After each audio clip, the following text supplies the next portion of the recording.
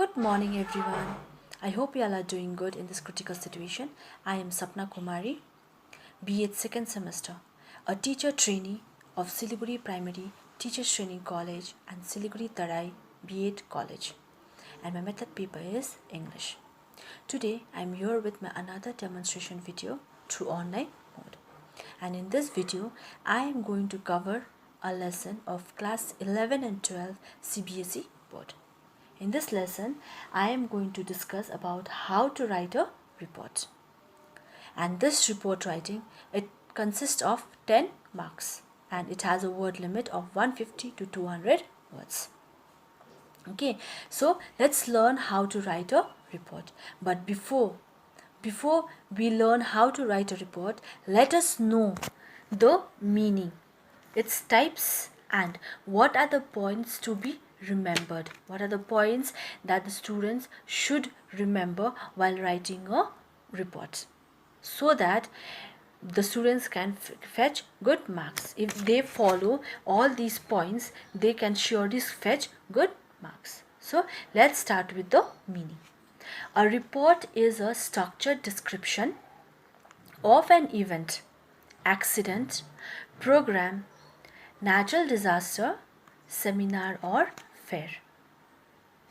It is also a factual account of what happened in order.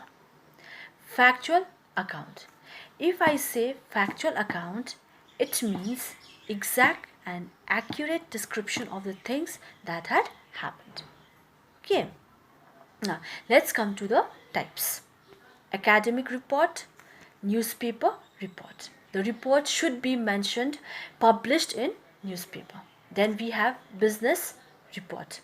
That is, business report can be of balance sheet of any company. Then we have official report of any project. Then the case study, the report of any case study. Okay. Now let's come to the points. What are the points to remember? The do's and the don't. That should be remembered and that should be kept in mind while writing a report by the student. Okay, the point number 1, brief and to the point. First of all, the report should be brief in summary, and it should be to the point. No extra and unnecessary information should be added, okay, in the report. Now the point number 2, factual presentation of data, event and occurrence. Now exact and accurate presentations of data, event and occurrence should be mentioned. The point number 3, happenings in chronological order. Okay, whatever happenings will be there, it should be in chronological order. It should be serially. Okay. The 4th point, brief background if required. Now, brief background. Like example, if in any case, any accident had happened, and we may mention that number of accidents had happened. Many accidents had happened in this particular place. And in order to prove that this area is risky or dangerous, in case of landslide, floods, or earthquake, we may mention that a warning was given by the department few days ago. So in this way we have to write the brief background if it's required. If it's necessary, if it's required, you can write it. Okay. The point number 5, a report should always be written in past tense. So a report should always be in past tense, not in present tense but in past tense. Okay. Now point number 6, simple, clear and comprehensive language. So the language should be clear and understandable. Okay, understandable. It should be very simple. While writing a report, simple language should be there. Okay. Point number 7, avoid using unnecessary points. So unnecessary points is not required while writing a report. So exact description should be given and we should avoid unnecessary points. Okay. Now avoid personal opinion. While writing a report, the student should avoid their personal opinion. Personal opinion should not be mentioned while writing a report. Okay. Whatever exact happenings, exact description should be given, and avoid personal opinion. Personal opinion should not be included while writing a report. Now, and point number 9, include only relevant points of information. Now, while writing a report, we should only include relevant points or information. Whatever points is required to write a report, okay, we should only add those points or information. Extra information and extra points should not be added while writing a report. Okay. Now, let's come to the format. Format for school magazine or a newspaper. Like, the students are often told in the exams to write a report on the school magazine or for the newspaper. Okay, so for both the school magazine and newspaper, the format is the same but has a little variations in it. Okay, so let's see the format for school magazine. Now, point number 1, title.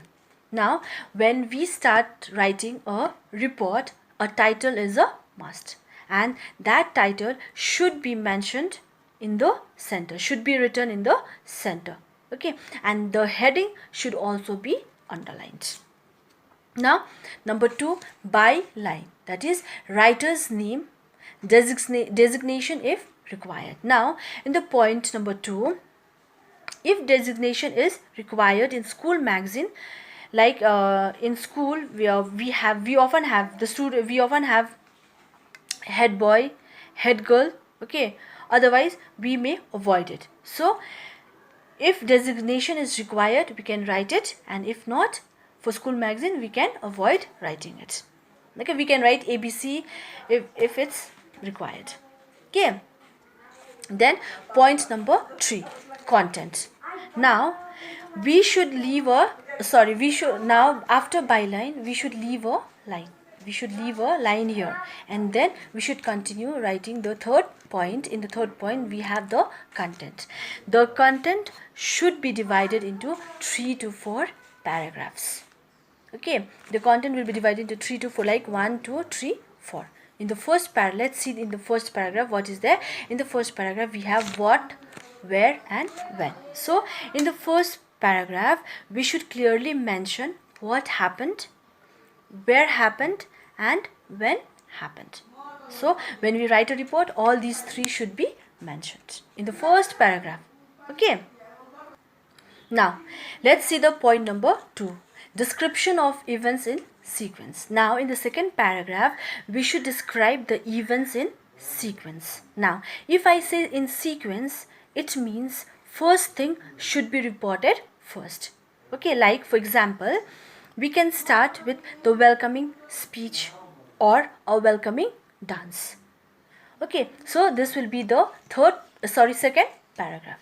Now, in the third paragraph, we have mention of chief guest's speech or and importance and theme of event. So in the third paragraph, we have to mention the chief guest speech. Whoever will be the chief guest, we have to mention the speech of those chief guests, as well as we have to write an importance or theme of the event. That means we have to highlight the event in the program. We have to highlight the theme of the event. Okay, importance should be given on the theme. Then we have the fourth paragraph. In the fourth paragraph, we need to have a conclusion. So in the end, we can conclude by having a Thanksgiving speech. Okay, it can have a Thanksgiving speech, and then it should be, and then we can also mention that we can write the efforts. We can appreciate the efforts of all the people who have helped in the event to be a successful event.